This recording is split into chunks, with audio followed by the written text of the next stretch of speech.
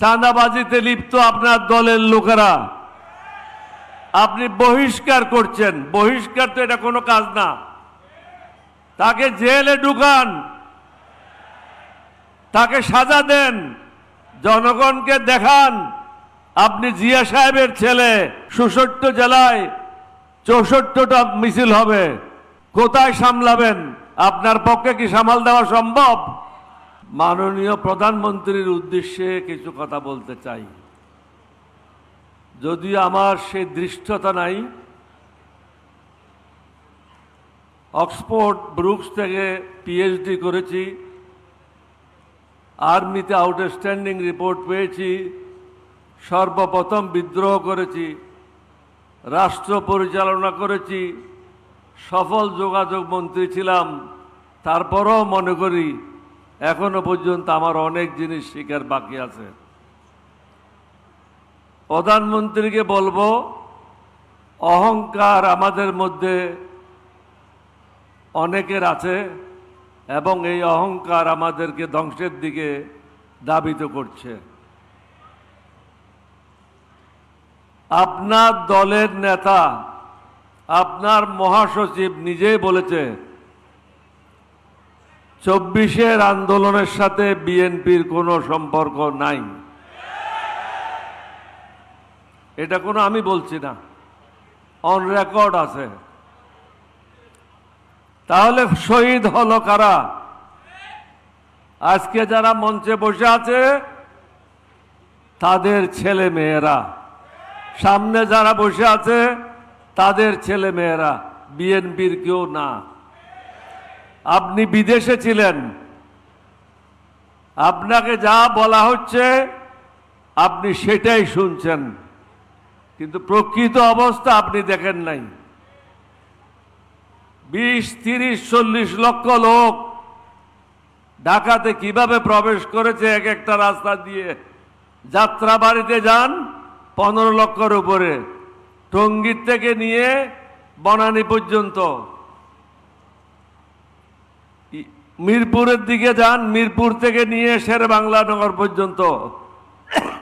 এরকম প্রত্যেকটা রাস্তায়, এক একটা রাস্তায় 10 লক্ষের উপরে লোক ছিল। এখানে ছাত্ররা ছিল, জামায়াতের অধিকাংশ ছাত্র নেতারা ছিল, সাধারণ জনগণ ছিল। তারা কি চেয়েছে? তারা তো কোনো টাকা চায় নাই, তারা কোনো কার্ড চায় নাই, কৃষক কার্ড চায় নাই, রেশন কার্ড চায় নাই। তারা চেয়েছে সুশাসন, শান্তিতে ঘুমানোর জন্য। আপনি তো সেই ব্যবস্থা করতে পারছেন না। আপনার সম্মুখে অনেকগুলি সমস্যা।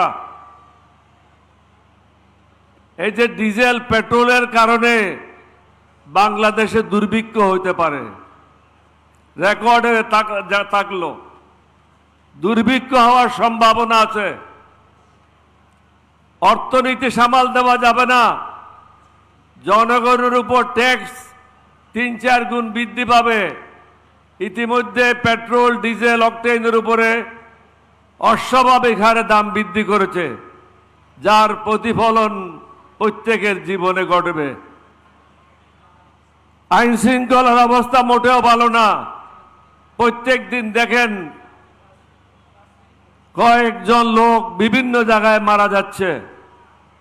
চাঁদাবাজিতে লিপ্ত আপনার দলের লোকেরা, আপনি বহিষ্কার করছেন। বহিষ্কার তো এটা কোনো কাজ না। তাকে জেলে ঢুকান, তাকে সাজা দেন, জনগণকে দেখান আপনি জিয়া সাহেবের ছেলে, বেগম জিয়ার ছেলে, আপনি দেশকে শাসন করতে জানেন। না হলে পরামর্শ নেন। যারা আপনাকে ঘিরে রেখেছে এই বেষ্টনীর থেকে বের হন। বেষ্টনীর থেকে বেরিয়ে জাতীয় যে সমস্যা, আইন শৃঙ্খলা, দ্রব্যমূল্য, ট্রাফিক জ্যাম, ডিজেল পেট্রোলের সমস্যা, অর্থনৈতিক সমস্যা, আন্তর্জাতিক সমস্যা এবং 3য় বিশ্বযুদ্ধ হবে, এটা এড়িয়ে দেওয়া যায় না।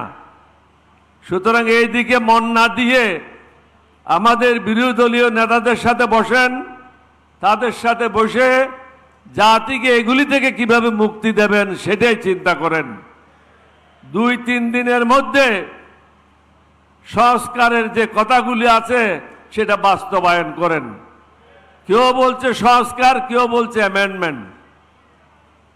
এরকম ধারাবাহিক বক্তব্য রেখে কোনো লাভ নাই। ধারা অনুযায়ী এটা কোনো ঢাকা ইউনিভার্সিটি না, ছাত্রদের পড়াচ্ছেন, এটা হলো পার্লামেন্ট।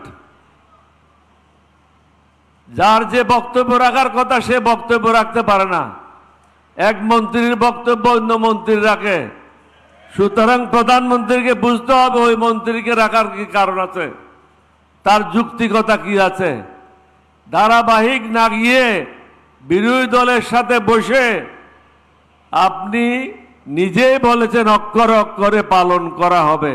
সুতরাং এগুলি পালন করে জাতীয় সমস্যাগুলি কিভাবে সমাধান করবেন, সুশাসন কিভাবে প্রতিষ্ঠা করবেন, দেশে কিভাবে শান্তি আসবে, এই বিষয়গুলি নিয়ে চিন্তা ভাবনা করেন। অন্যথায় কি হবে, প্রত্যেক জেলায় এরকম সমাবেশ হবে না, মিছিল হবে। কোথায় কোথায় সামলাবেন? 66 জেলায় 64টা মিছিল হবে। কোথায় সামলাবেন? আপনার পক্ষে কি সামাল দেওয়া সম্ভব? ঢাকাতে হলে হয়তো আর্মি নিয়ে আসবেন, পুলিশ নিয়ে আসবেন, কিন্তু একই সময়ে 64 জেলায় এবং প্রত্যেকটা উপজেলায় যদি হয়, সামাল দেওয়ার ক্ষমতা আপনার সরকারের নাই, আপনার মন্ত্রীদের নাই। এই কথাগুলি চিন্তা ভাবনা করেন, অভিজ্ঞ লোকদের পরামর্শ নেন।